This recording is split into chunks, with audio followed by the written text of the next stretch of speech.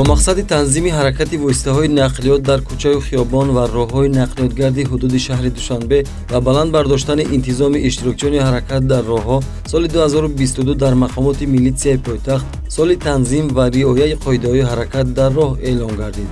муассисаҳои таълимӣ оид ба тайёр кардани ронандагони воситаҳои нақлиёт дар асоси нақша чорабиниҳои корӣ тасмим гирифтанд ки ба донишомӯзон дар баробари таълими қоидаҳои ҳаракат дар роҳ ҳамзамон моҳияти эълон шудани соли танзим ва риояи қоидаҳои ҳаракат дар роҳро фаҳмонанд.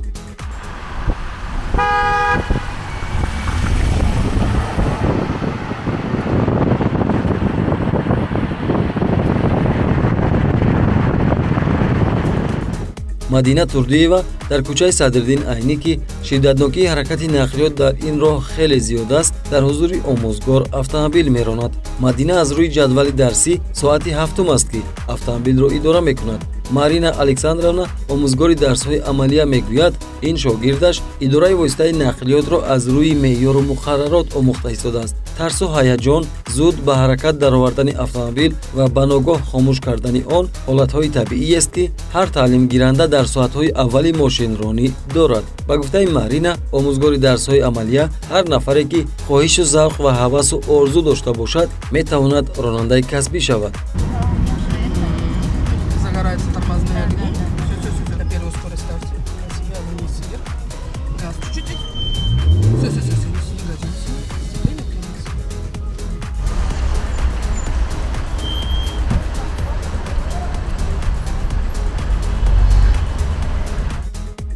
мо дар ҳайати гурӯҳи эҷодӣ дар дохили нақлиёти мактаби ронандагӣ ҳузур доштем. мушоҳида кардем ки омӯзгори дарсҳои амалия оинаи дохили автомобилро ба тарафи худ гардонид. аз Марина Александровна сабаби ин амалкардро пурсидем.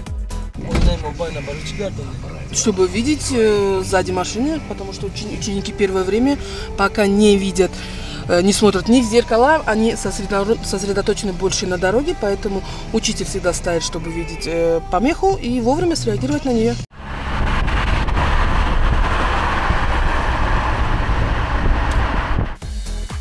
автомобилҳои сабукрави таълимӣ пойафшораҳои иловагӣ доранд. вақте таълимгиранда ҳангоми ҳаракат дар роҳ аз тарсу ҳаяҷон дар ҳолати ногувор қарор мегирад, омӯзгори дарси амалия барои таъмин кардани равиши муназзами автомобил ба ӯ кӯмак мерасонад. Марина Александровна, омӯзгори дарсҳои амалияи мактаби ронандатайёркунии ганҷи Само мегӯяд, омӯзиши идораи автомобил бо суръатқутии механикӣ беҳтарин равиши таълим аст. Почему лучше обучаться в механике? Работают в первую очередь ноги, руки и голова, потому что нужно смотреть. А автомат это, естественно, две педали и ничего не нужно.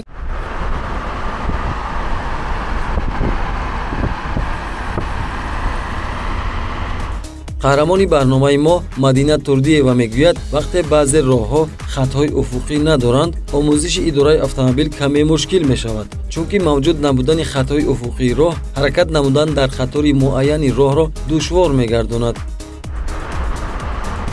вақте ки ягон мошин аз пеша мебарояд, то ҳозира камтар дастпо хӯрда мешавам.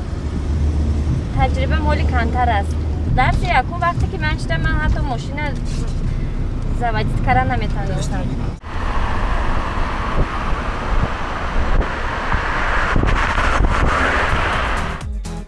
мо аз мактаби ронандагӣ воқеъ дар шафати маркази савдои Садбарг ҷониби автодроми автоматикунонидашудаи ба номи Турсунов воқеъ дар километри 7 кӯчаи Садриддин Айнӣ ҳаракат кардем, чунки дар ин автодром таълимгирандаҳоро омӯзиши навбатӣ интизор аст. идораи автомобил дар курсии барномарезишудаи компютерӣ ва автодром. дар майдони автодроми автоматикунонидашуда ҳар донишомӯз аз ҳар мактаби ронандагӣ дар назди муаллимон аз идораи автомобил имтиҳон месупоранд. аммо қабл аз супоридани имтиҳони асосӣ бо ин роҳу макону майдон ошноӣ пайдо карда, ҳамзамон дар курсии барномарезишудаи компютерӣ ҳам мошин идора мекунанд.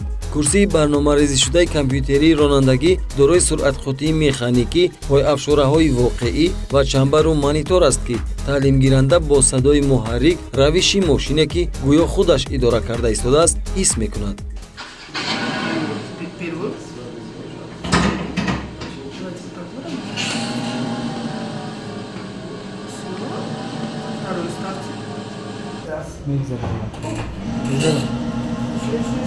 Слишком высокие обороты двигателя. Второй стоп. Давайте.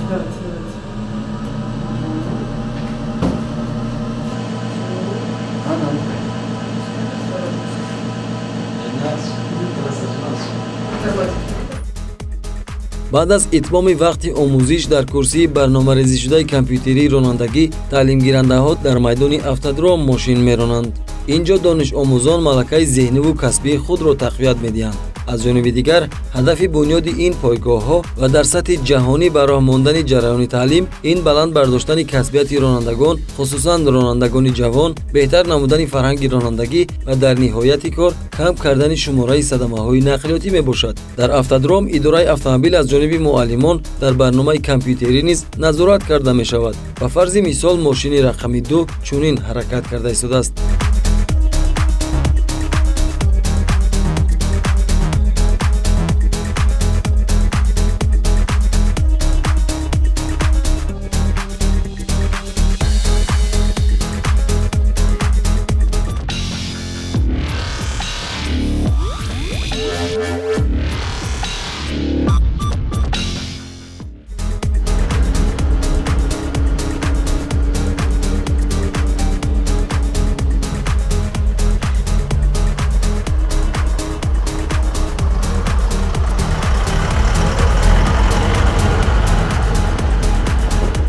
воситаҳои нақлиёти сабукрави муосири таълимӣ ба донишҷӯёни мактабҳои ронанда тайёркунӣ имкон фароҳам меорад, ки идораи автомобилро ҳам бо суръатхотии механикӣ ва ҳам бо суръатхотии автоматӣ ба таври лозимӣ омӯзанд.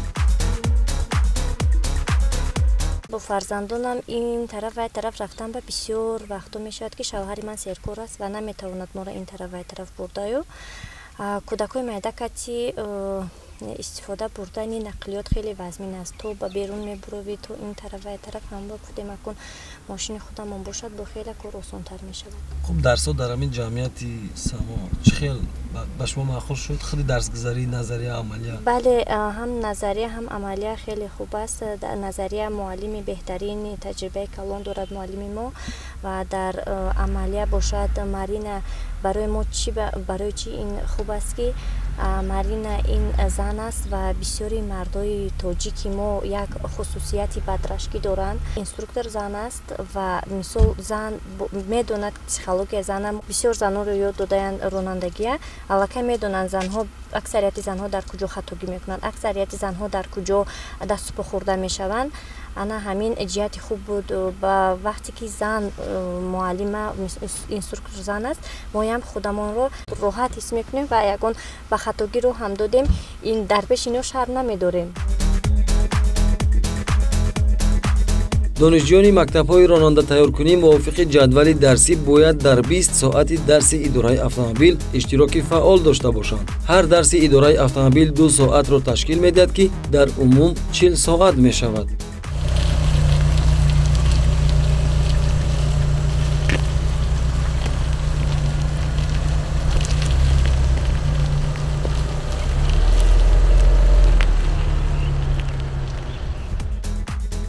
ҷамъияти дорои масъулияташ маҳдуди ганҷи само беш аз 1 сол мешавад фаъолият дорад. ин мактаби ронанда тайёркунӣ дар муддати зиёдтар аз 365 рӯз 800 нафар ронанда тайёр кард, ки аз ин теъдод 600 нафари хатмкунандагони курсҳои ронандагиро занон ташкил медиҳанд.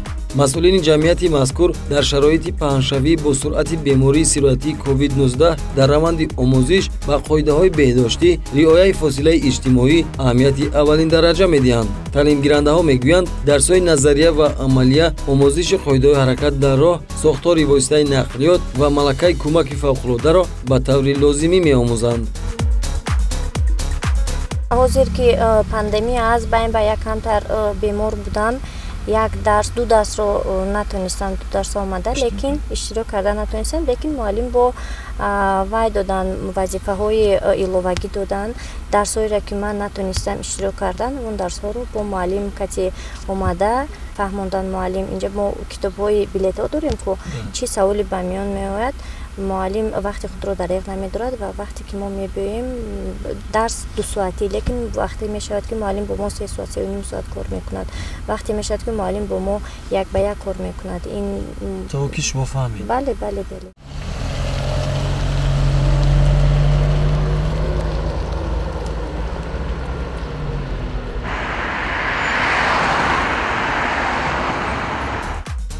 бо беҳтар гардидани сатҳи зиндагии аҳолӣ рӯз аз рӯз дар кӯчаву роҳҳои ҷумҳурӣ аз ҷумла дар шаҳри душанбе шумораи нақлиёти автомобилӣ зиёд шуда истодааст. бо афзудани шумораи воситаҳои нақлиёт дар ҷомеа ҳалли якчанд масъалаҳои марбут ба ин самт ба миён омадааст ки яке аз онҳо риояи ҳатмии қоидаҳои ҳаракат дар роҳҳо мебошад. ҳарчанд дар муассисаҳои томактабии таълимӣ ва мактабҳои миёна қоидаҳои ҳаракат дар роҳ омӯзонида мешавад, вале омӯзиши муқаррароти пурраи қоидаҳои ҳаракат дар роҳ аз мактабҳои ронандагӣ оғоз мегардад. дар ҷамъияти дорои маслиҳаташ маҳдуди ганҷи само Иззатшоҳ Давлатов ба шогирдон аз фанҳои сохти автомобилӣ ва асосҳои қоидаҳои ҳаракат дар роҳ дарс медиҳад. ном бурда бо таҷрибаи 15-солаи дарсдиҳӣ дар синфҳои ронандатайёркунӣ мегӯяд, занону духтарон дар омӯзиши қоидаҳои ҳаракат дар роҳ хеле фаъол ҳастанд.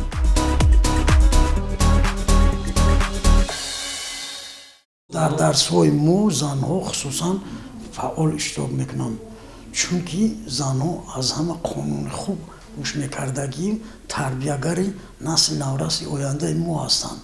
ҳамин занҳо агар ростшо гӯем он чизе ки ба ваёд дарс имрӯз мегузарем, дарси оянда мо як ним соат 20 дақиқа вақтмона сарф мекунем барои пурсидани дарси гузашта ва ё хубтар фаъолият доранд, бо саволҳо ба наз ҷавоб мегардонанд.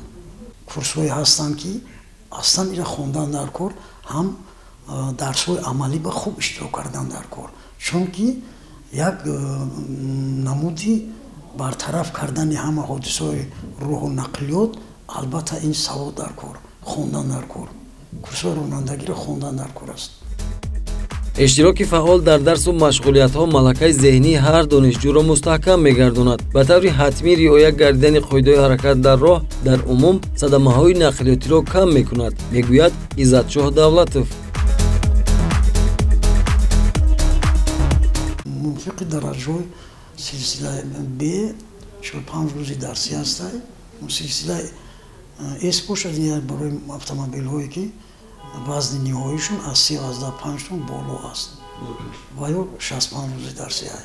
ду курс силсилаи с б дорем, фаъолият карда истодаем. чанд нафари ҳаст?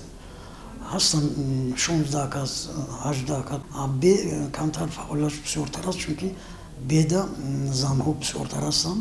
бо мурури замон аломатҳои нав ворид шуда истодааст, тағйироти иловагӣ ба қоидаи ҳаракатиро ворид шуда истодааст.